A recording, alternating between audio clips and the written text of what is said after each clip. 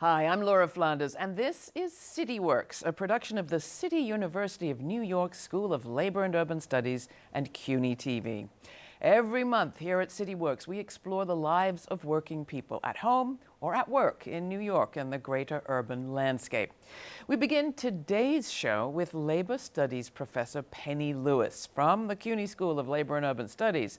Professor Lewis wears many hats: scholar, author, union organizer, and in the middle of all that, somehow has written on a range of subjects. Just out is her latest book, A People's Guide to New York City, which delves into all 5 boroughs, their histories, and, as Time Out New York puts it, their sites of struggle and resistance.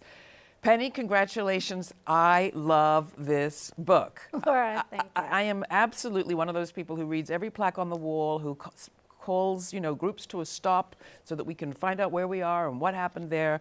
And that's exactly what you've done for all 5 boroughs with all sorts of stories I had no idea about.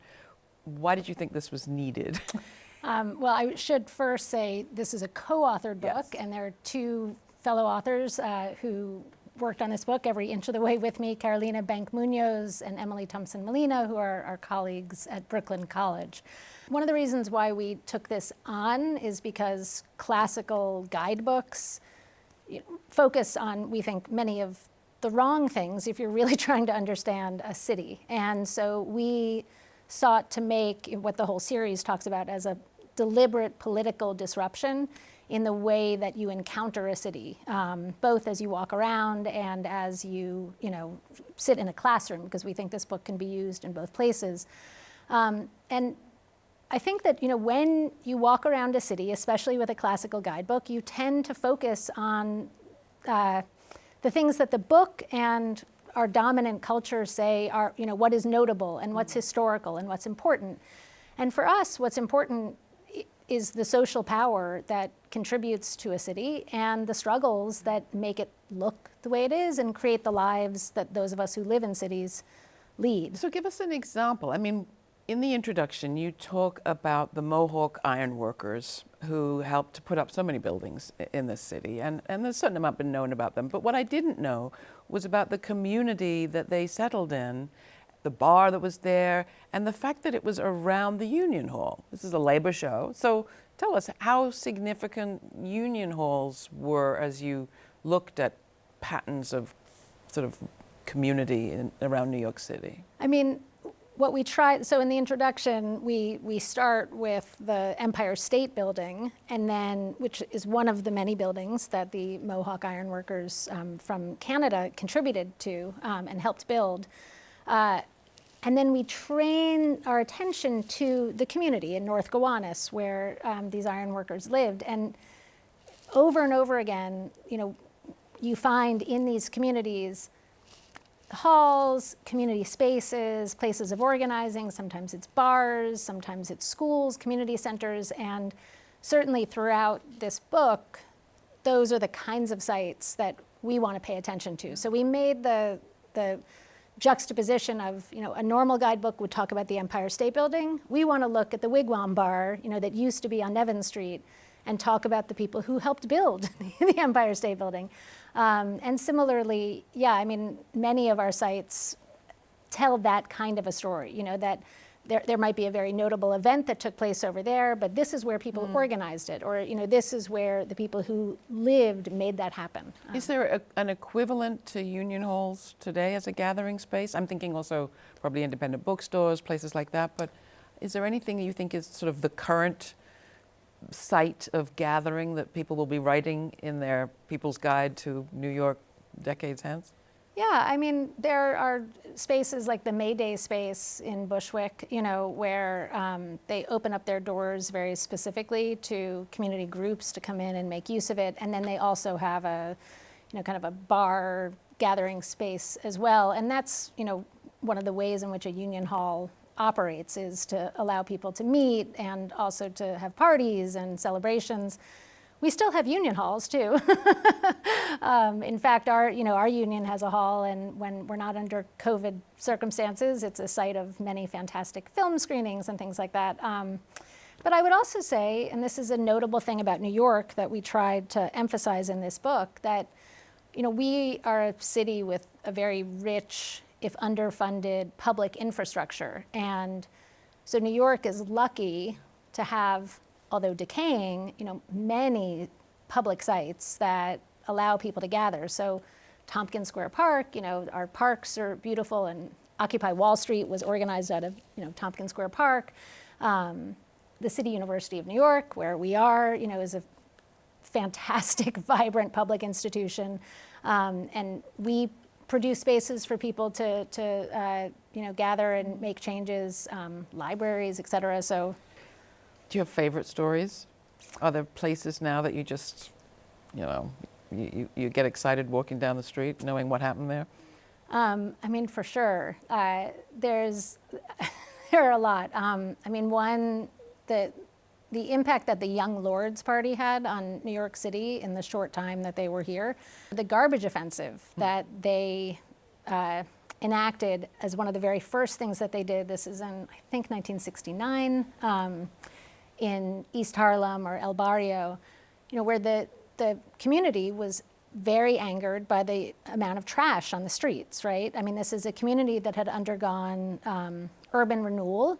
So a lot of buildings had been razed, a lot of vacant lots and trash, and the city wasn't picking up the garbage. People were furious. And so the Young Lords Party went and confronted the sanitation department and said, we need some brooms, whatever.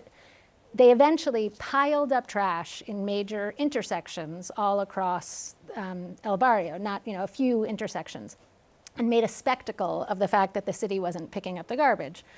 So when I'm there, I love thinking about, that kind of use of the space and spectacle that forced a change, like a real change in the city. So that's one of many stories that I love. There's a slew of great stories in here. I know I'm going to be carrying the book around. Before I let you go, Penny, I also have to ask you about one of the other hats that you wear.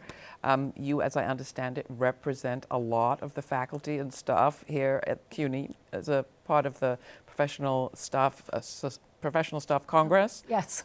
And have just been in Albany negotiating for good wages and things for people who work right here at CUNY. Well, we're not in negotiations for the contract yet, but I'm the secretary of our union, and we represent 30,000 faculty and professional staff. And we continue to be engaged in a big struggle to win the funding that we need and that we've been denied for decades and decades and decades at the City University of New York. In the state budget. In the state budget. And this year was we had a very amazing advance in that for the first time we've had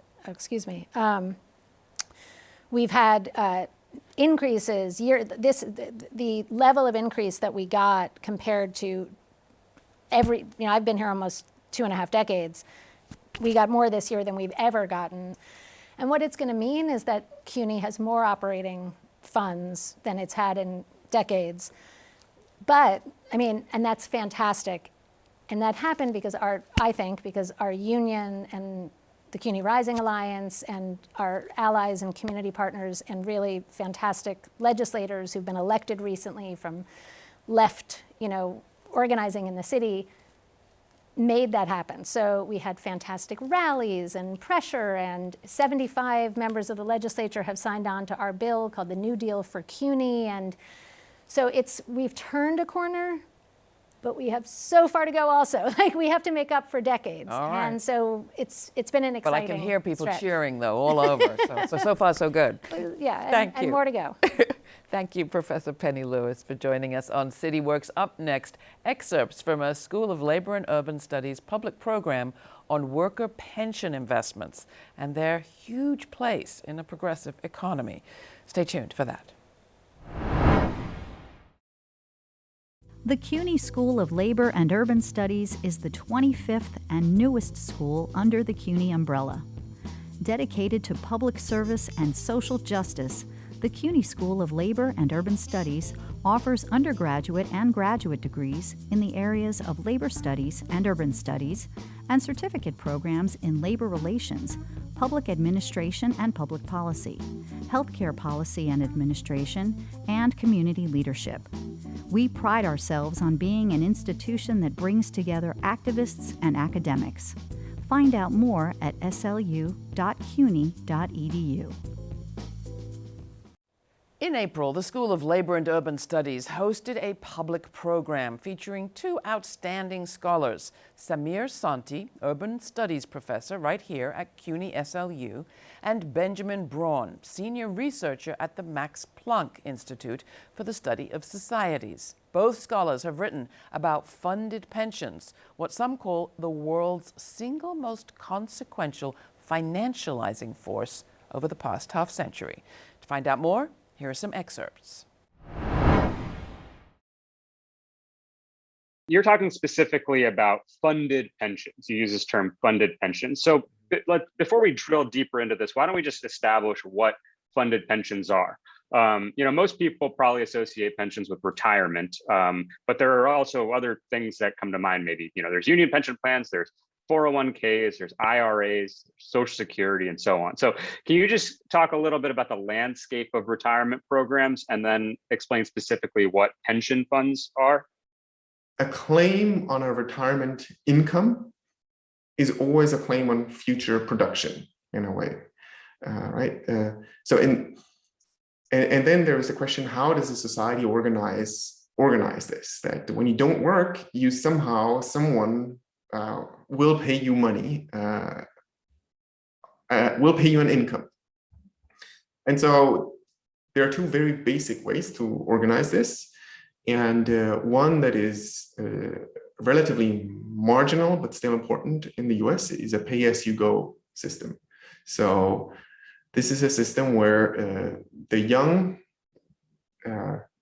basically pay taxes of some sort or social contributions, and this money gets passed on via some state institutions to the old who are no longer working.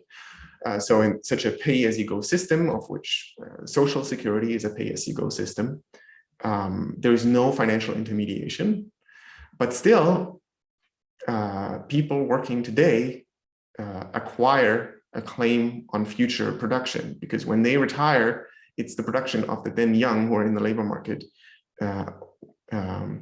that sustains their claim on Social Security, or in Germany this is actually our main pension. The first, what we call the first pillar, is a pay-as-you-go system that every employed person has a claim on such a retirement income that is to some extent tied to your income while you're working. Then the alternative is a funded pension system, and all the examples that you mentioned, of course, are ways of organizing a funded pension system. So here too, you acquire a claim on future production, but you acquire this by saving money today, investing that money via some financial vehicles in financial assets, which are, of course, a financial asset is nothing but a claim on future production, whether that's a bond or a share. And so again, ultimately, what your claim on future workers via a pay-as-you-go system or via a share, or let's say an index fund in the S&P 500, that the claim of the value of that claim in 30 years depends on the size of the economy in 30 years, simply put. But these are just two different ways of organizing such a claim. And then within the funded pension system, there are different financial mechanisms, ranging from collective schemes, such as state pension funds or private sector defined benefit plans, to individual plans, such as 401ks and IRAs, but also, for example, life insurance. Life insurance has actually arguably globally a longer history as a way of saving for old age. Goes back a long time. Maybe we should just say a word about capital stewardship and the labor movement in particular. I mean, I should just, I think it's important always to say up front, the labor movement is the reason that pension funds exist. Unions have fought for, the retirement security of members for decades, and within a very constrained political environment. So that, and we've ended up with what we've got.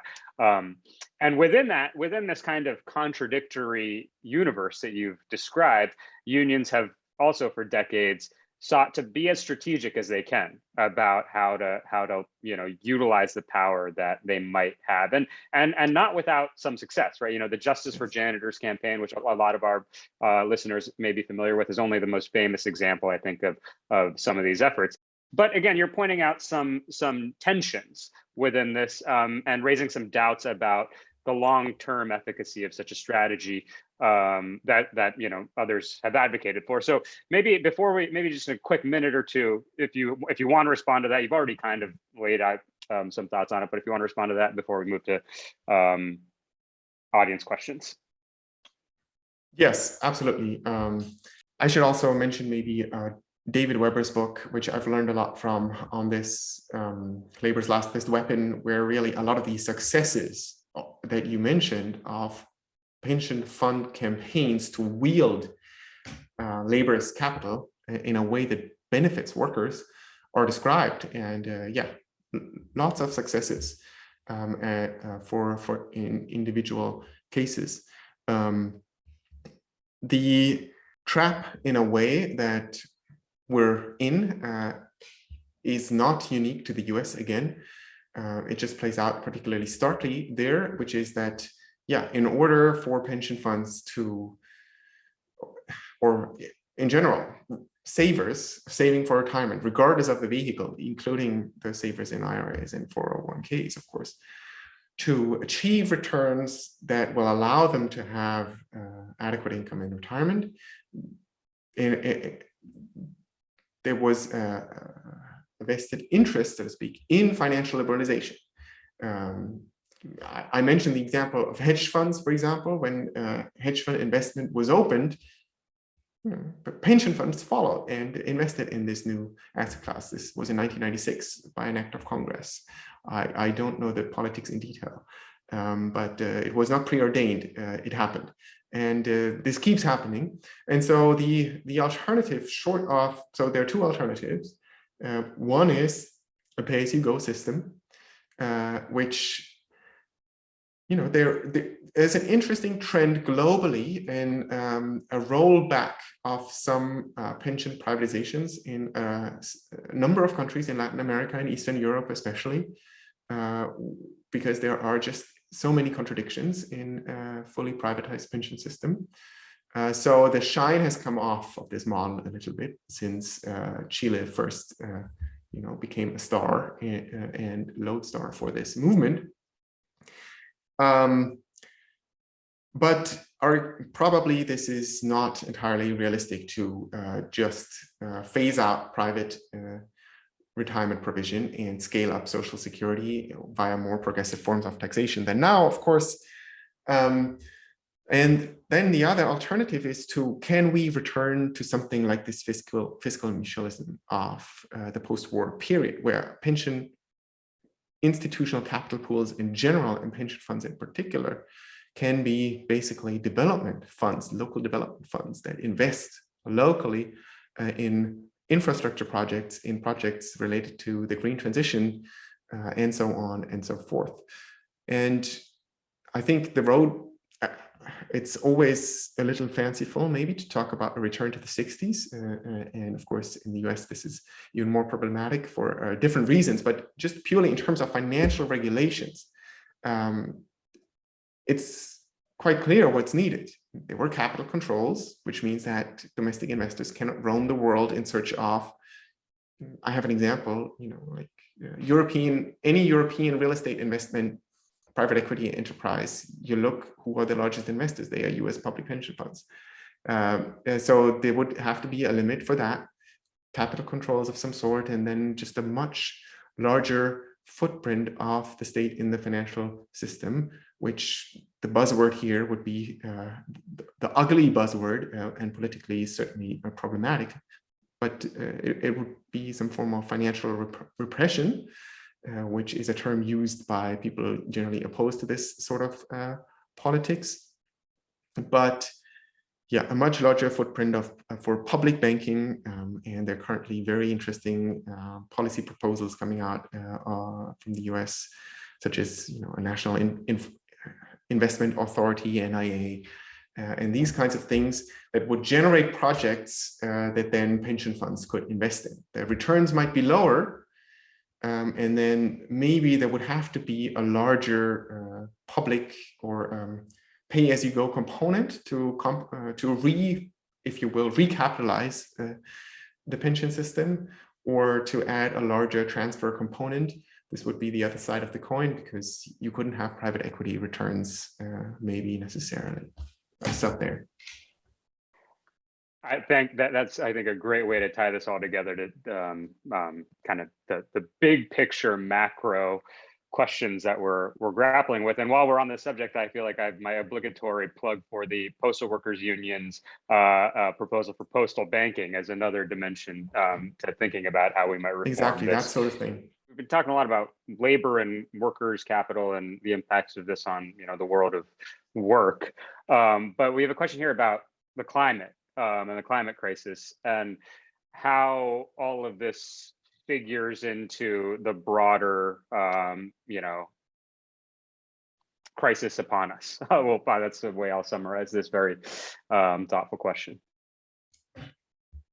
All right, yes, that's another big one, and I don't think I'm able to give a satisfying answer to that, but this comes down to who's going to finance the green transition, if anyone, right? And there is a battle going on, I would say, although the battle is playing out mostly in a relatively small bubble of heterodox economists and political economists. And then the mainstream discourse is very much dominated by the idea at this point that private finance is going to finance the green transition, and that well, the state is mainly there to de-risk, in the words of my colleague Daniela Gabor, is a de-risking state that needs to de-risk green investments so that institutional capital pools and their asset managers can invest in them while still meeting their yield requirements and yield targets, so that these investments are often very high risk, can be high risk when they are in untested technologies, or they can be low yield if they are in public infrastructure which is not necessarily made to produce high returns for private investors. So the state needs to subsidize this for investors. The alternative would be, of course, a much more state-led investment regime, where